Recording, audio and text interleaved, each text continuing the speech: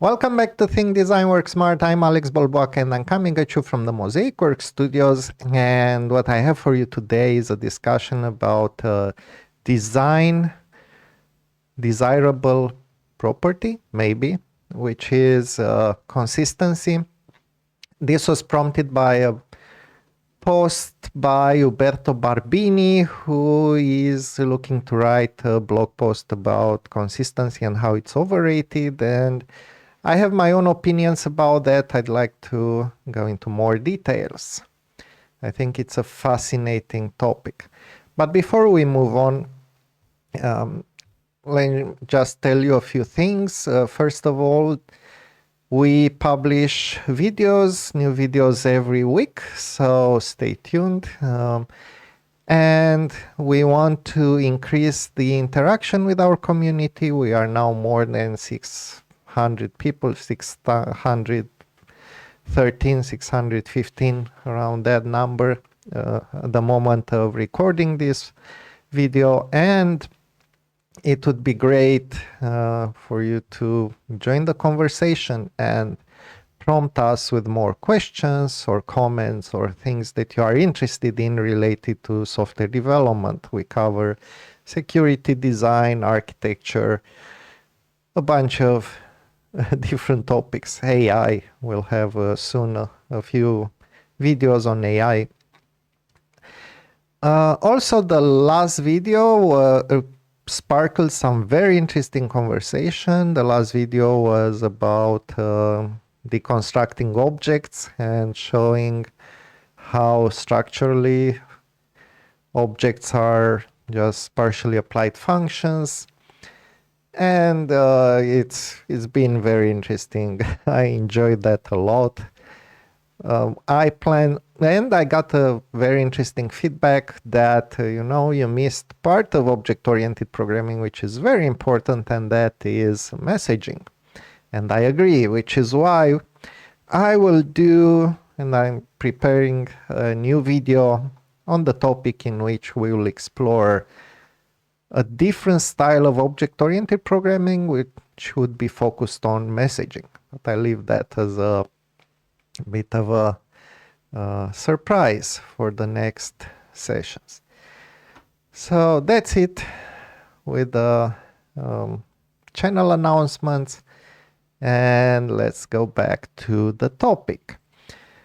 The topic of today, as I said, is design consistency. It started from this tweet by Uberto Barbini. I think code consistency is generally overrated.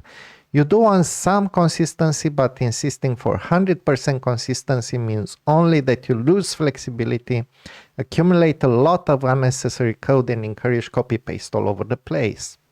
Opinions for a blog post. So I think maybe you know that I've explored something called usable software design. I also wrote a book on it. You can find it on LeanPub. And the fundamental idea behind usable software design is that we can think about design as having a user. So like your phone, your mobile phone has a user, and the user is you, let's say. When we think about software design is about the structure of the code. And what you can think about software design is that it has a user, and the user is the developer interacting with this design, changing it, adding new features, and so on. So there's this part of design and this view on design that you can focus on. And then the next thing would be, if this is a user, so if you are a developer, are a user of the code base that you are working on, then the next thing is, can we apply UX and usability principles to improve our designs? And I went on this slope, and I started to learn more about usability and UX. And it turns out that there are some fundamental things that you look in UX, and one of them is called learnability. What is learnability? Well, in case, if you think about your mobile phone today, if you buy an iPhone or an Android and so on, one of the key things that you see is that you take the phone and you start using it. You don't spend time reading a user manual. You just use it. And this is very good learnability. It means that you are able to start using and start being productive with that device very soon after you get it. And it's really a good learnability characteristic. So this is one desirable characteristics for design.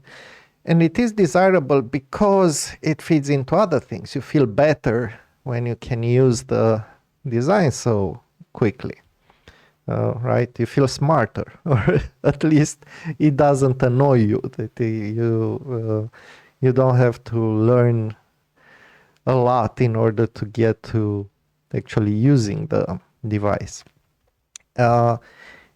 It helps with the adoption, right? So it also has a commercial benefit because you are more likely to buy things that make you feel better. Or make you feel good about yourself, or at least don't annoy you. What would be the equivalent of learnability in a code base? Well, the equivalent is if you get a new colleague and they know the technology and they have some idea about the domain. Let's assume this. They may have to learn about the domain, of course, but let's assume that they already have some idea about your domain.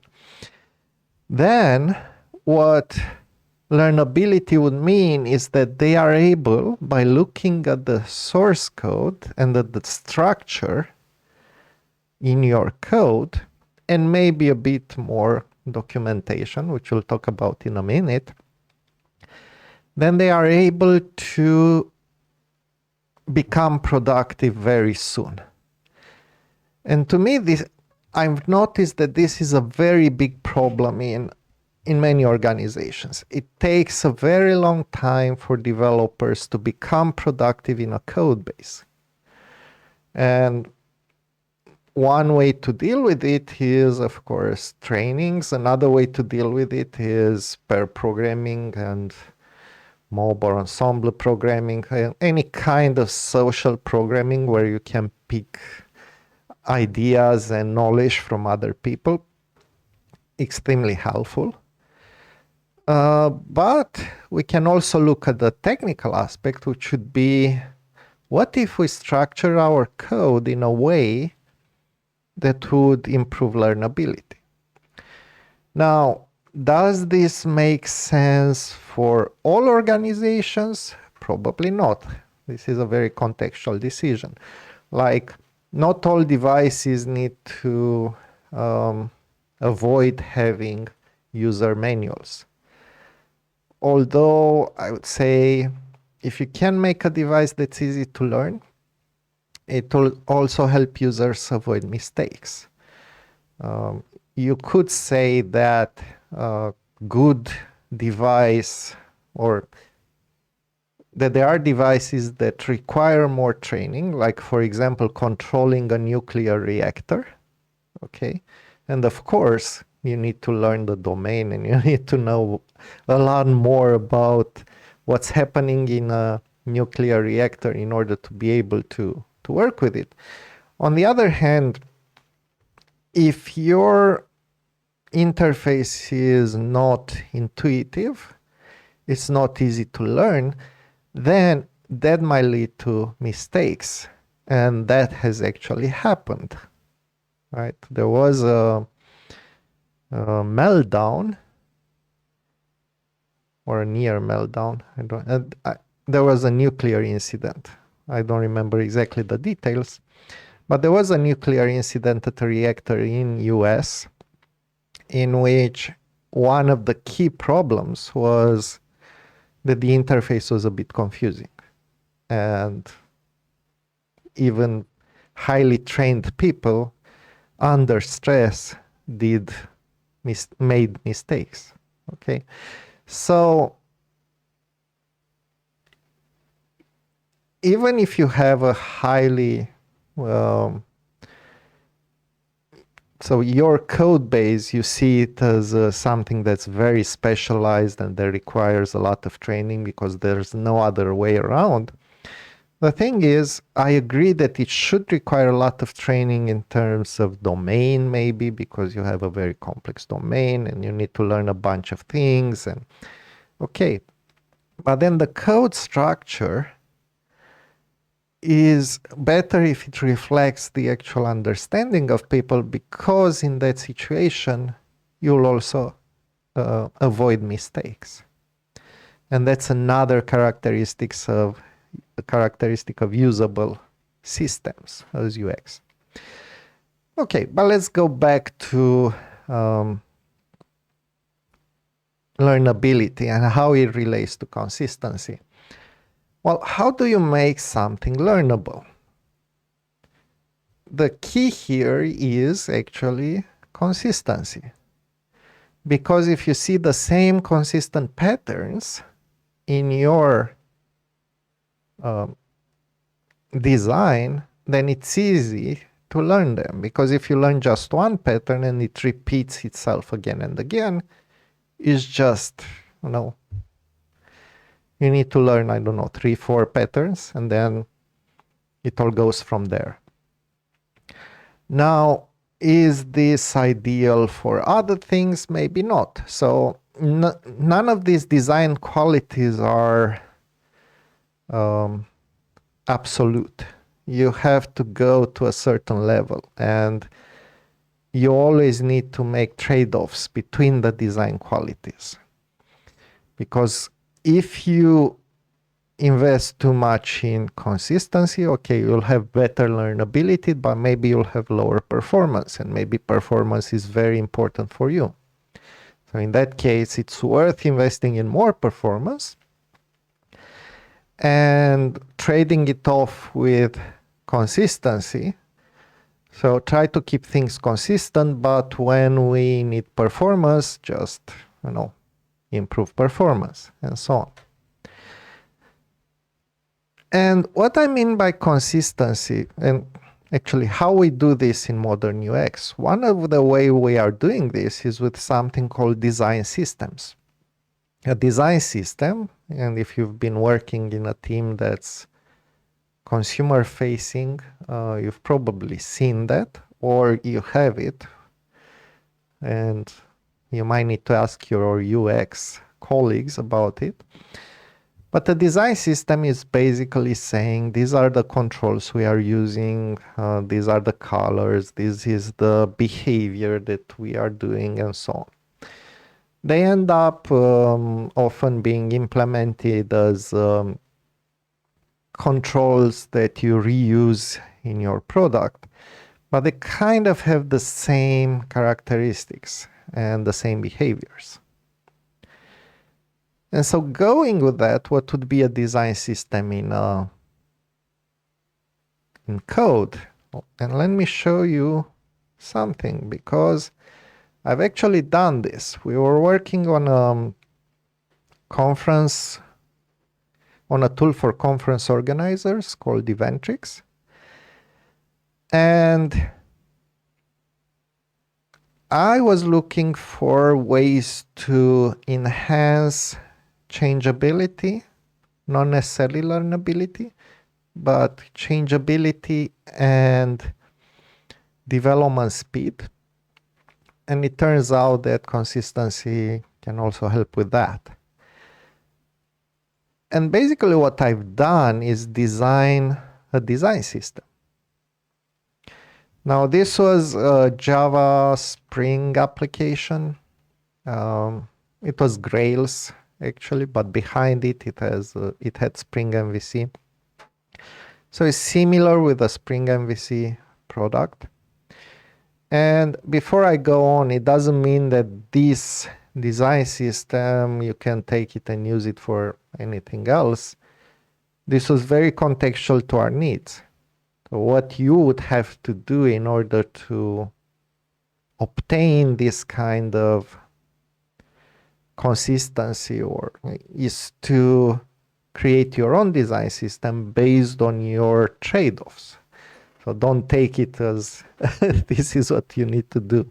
No, this is very dependent to your product, to your teams, to your trade-offs, to your design qualities that you are looking for.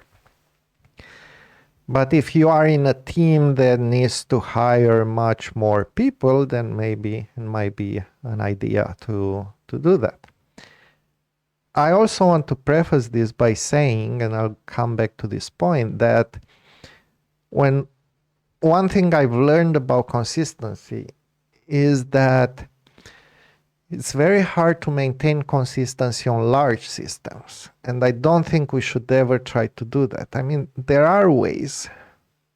If you think about microservices, there's one consistent thing in a microservices architecture, in that you have a service that is accessible by HTTP with some kind of data protocol, JSON or whatever you are using, Atom. And then it communicates through a messaging bus, and each service is deployed separately and has its own database. So there are some elements that are consistent in such an architecture, and that helps a lot. So there are various levels of consistency. But at the architecture level, there are also bigger trade-offs.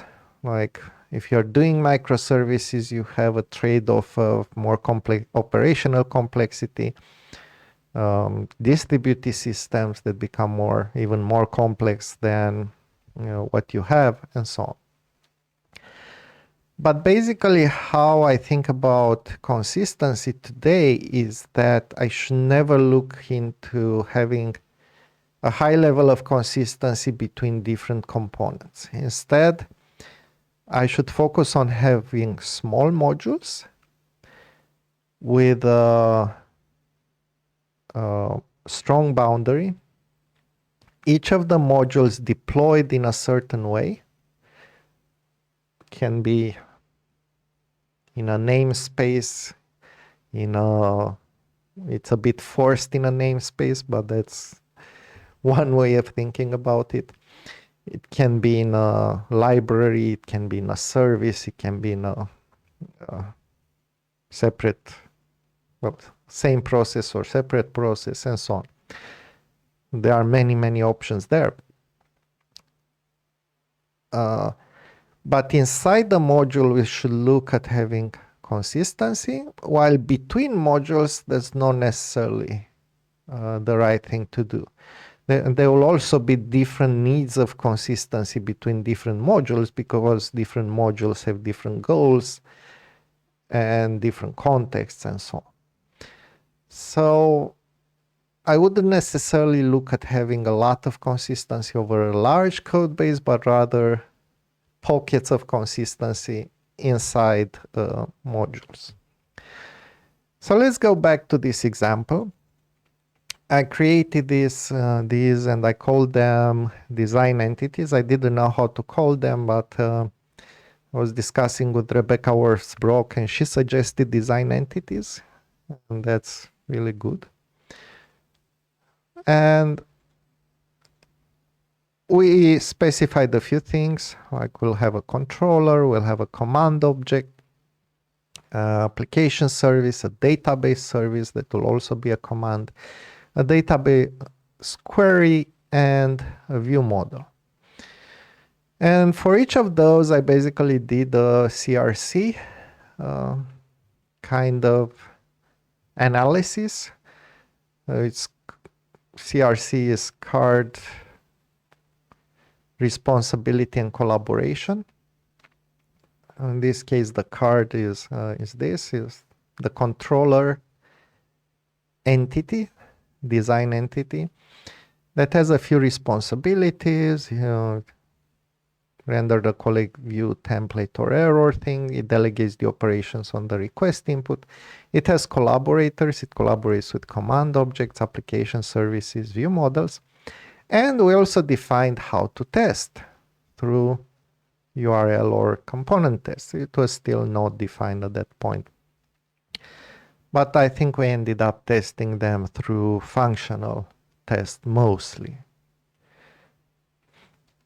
Then command objects, these are specific constructs that are easy to do in Grails that basically automatically map input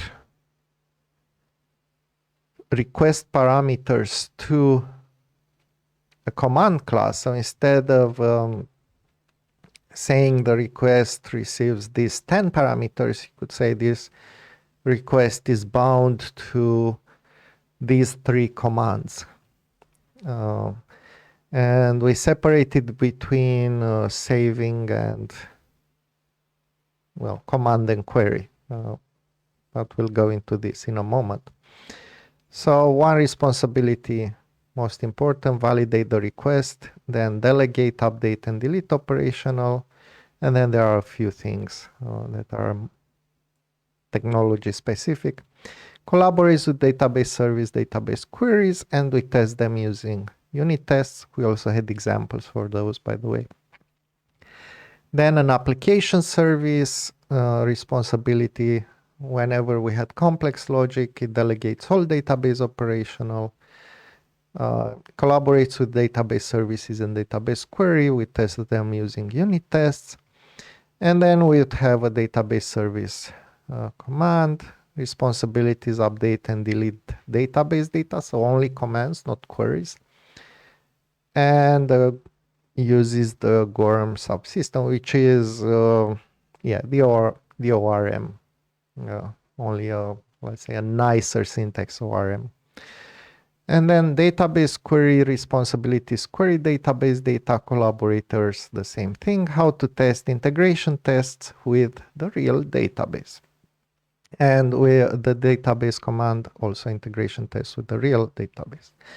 And then we had the view model, which would transform what we read from the database into maps, basically, that were ready for rendering, or objects.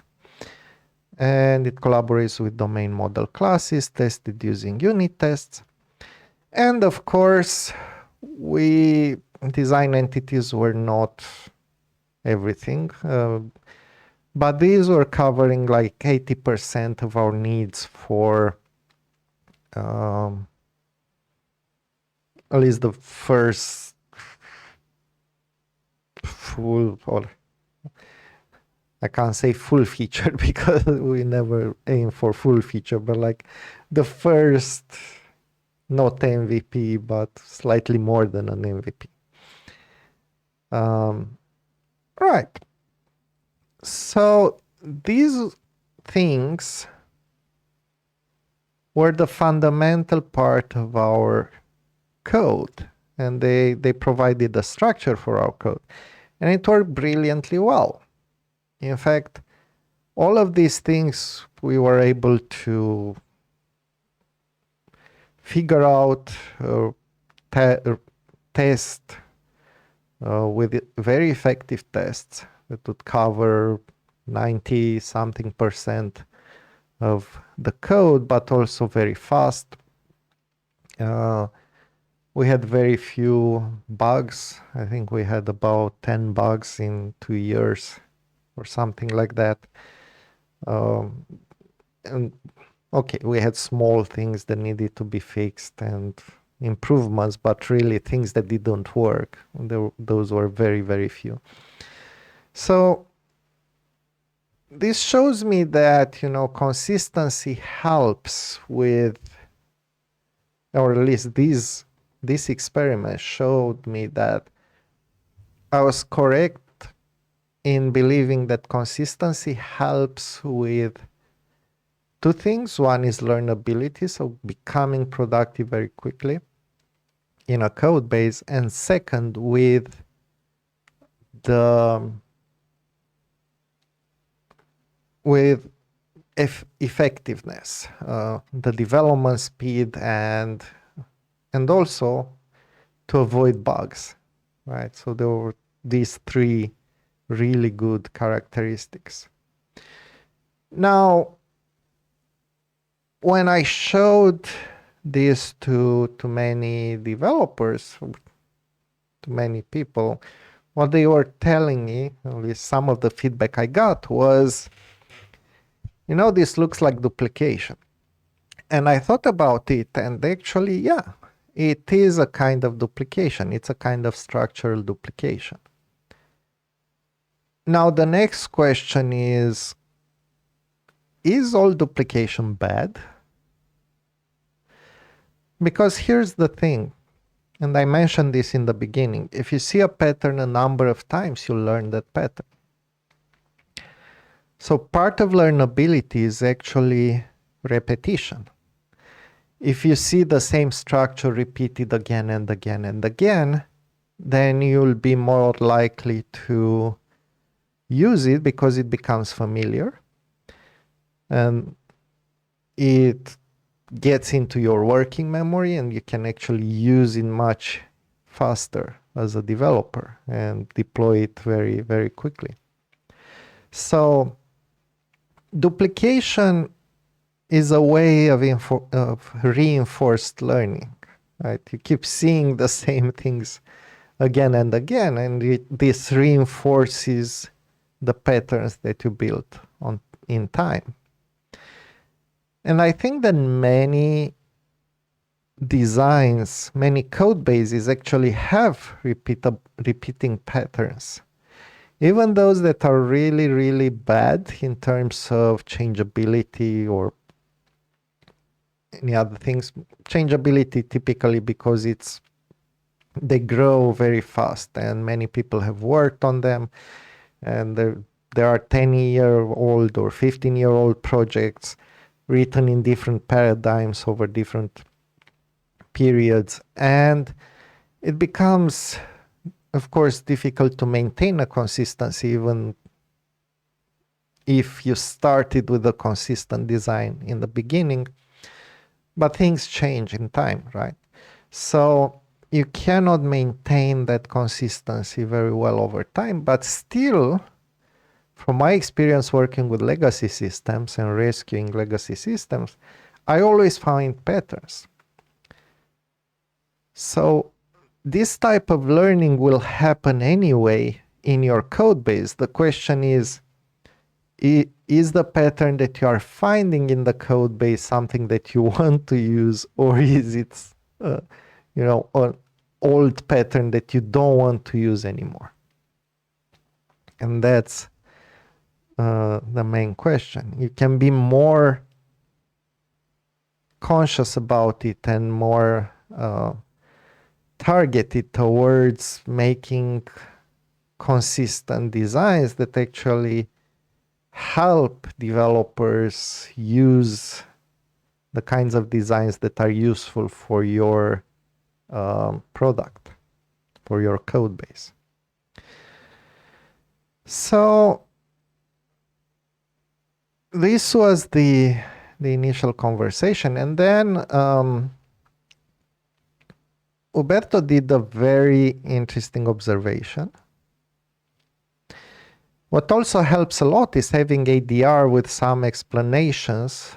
In ADR, it means architecture data records.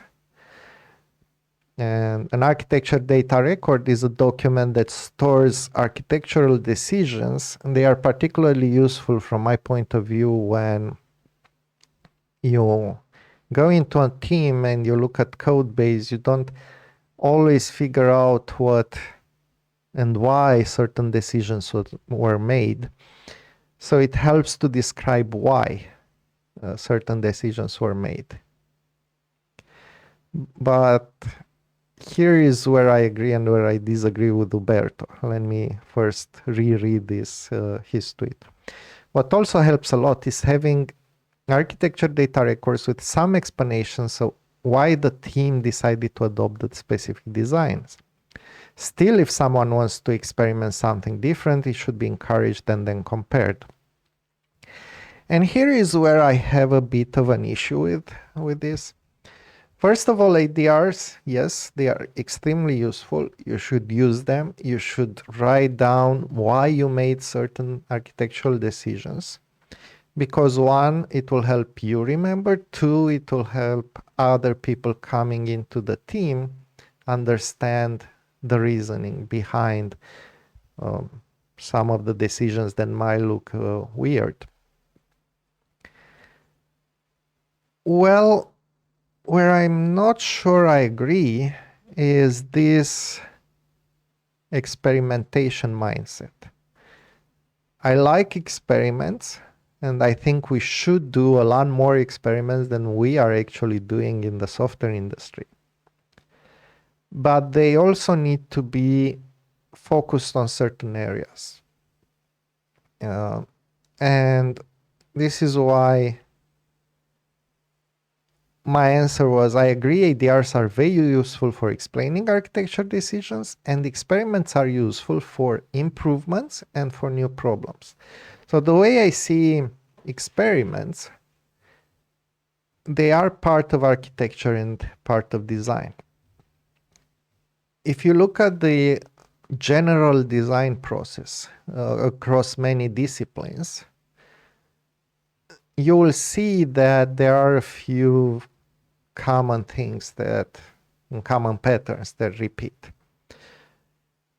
First of all, you have a problem and you define the problem. This is the initial part of any design. After that, what you do is you explore different alternatives to solve that specific problem. And this is the part where I think developers have not trained themselves as much as designers in other professions in order to obtain and effectively look at different types of solutions. We kind of jump on the first solution that works. So if you take an industrial designer, and one of the things that they do is design a chair or design kind of everyday household object. Well, let's take chairs because they are very common in industrial design. They are kind of like the equivalent of Hello World for us. And designing a chair, your teachers will never allow you to come with, this is my design for a chair. No, you'll have to come with 3, 5, 10 different alternatives. And some of them should be fairly different from one another. So where I see experiments as being extremely useful in software design is in this area, where we have a new kind of a problem, one that we haven't seen before, or not exactly, which would be fairly common in software development. And then we look at alternatives for solving this problem, for structuring the code in order to solve it. And this is where I think experiments are very useful and we should do more of them. The other place where experiments are very useful is for improvements. So let's say we have this consistency. Okay, cool.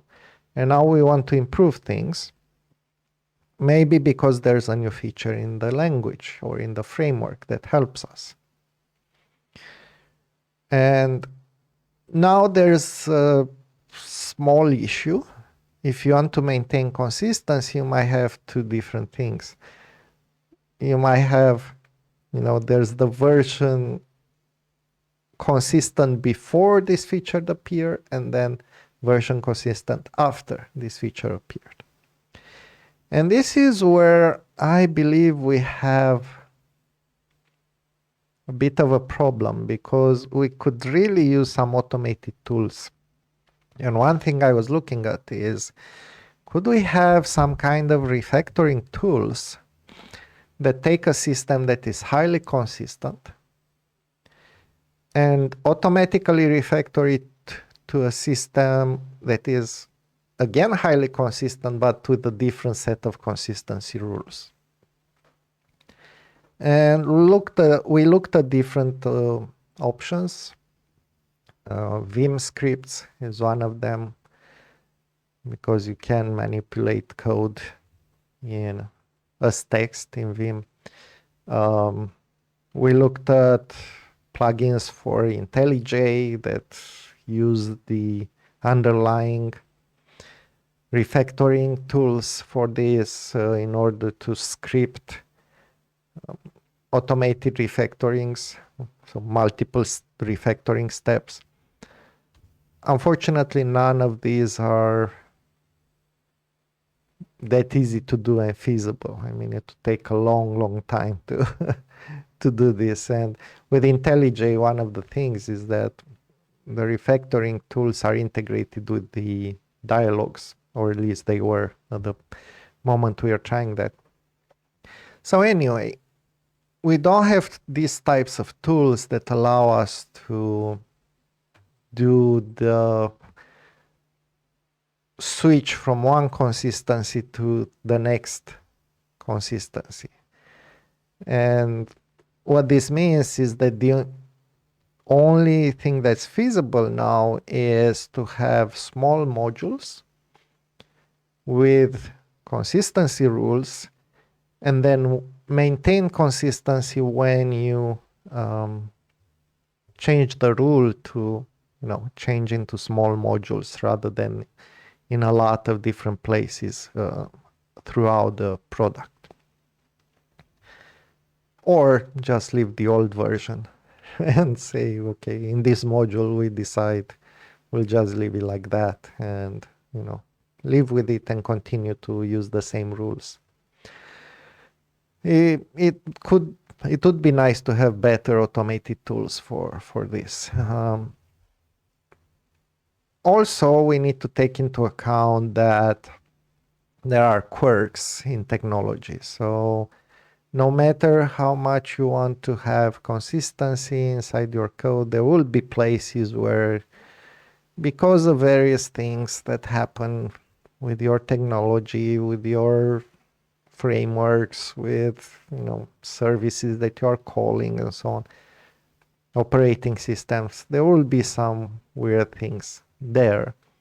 One of the things we needed to be aware in Grails is, because it's using Groovy as a programming language, and Groovy is a dynamic language, names would sometimes clash. So a name could clash with a already magical name that was present in the context, because the Grails infrastructure injected it dynamically at runtime. But unexpectedly, we didn't have a lot of these problems, only occasionally, and when anything weird happened, we knew it was probably because of a name. So yeah, so this is consistency. In conclusion, what I would say is, consistency is good for, in the same way in which you don't want your mobile phones to behave differently in different applications, like switching, not switching,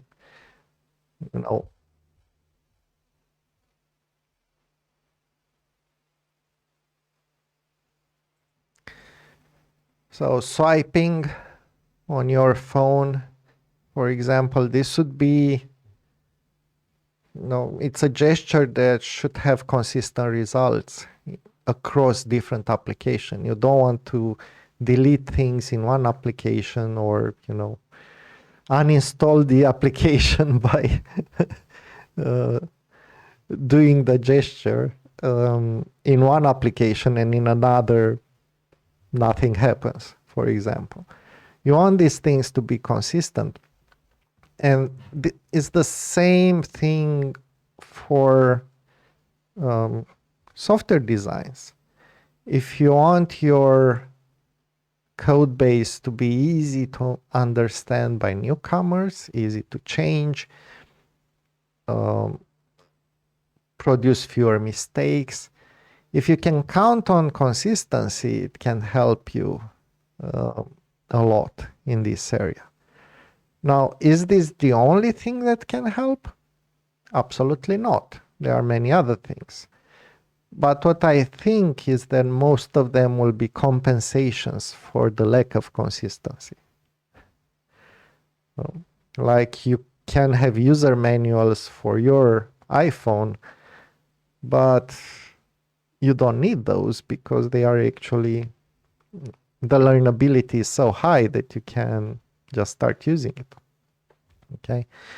And I know this topic is much more complex than this. And I know that at this point in time, we probably have much more important things to care often in our products and in our code bases than consistency. But I would argue that if you will try to have more consistency, at least try to make this experiment, will you have fewer bugs if you have more consistency in your code? I believe you will, and that's something worth pursuing, I think. Okay, so that's it for today. I hope this was an interesting topic, and please let me know in the comments. As I said, I love comments. We love to have your feedback and spark interesting conversations and have a lot of discussions around these topics. Ask questions because they will prompt new videos. That's really great if when it happens. We love this. Remember that we have new videos every week, so usually on Saturday, and we plan a bunch of interesting videos right now, so stay tuned. Thank you kindly for the view, and until next time, remember to think, design, and work smart.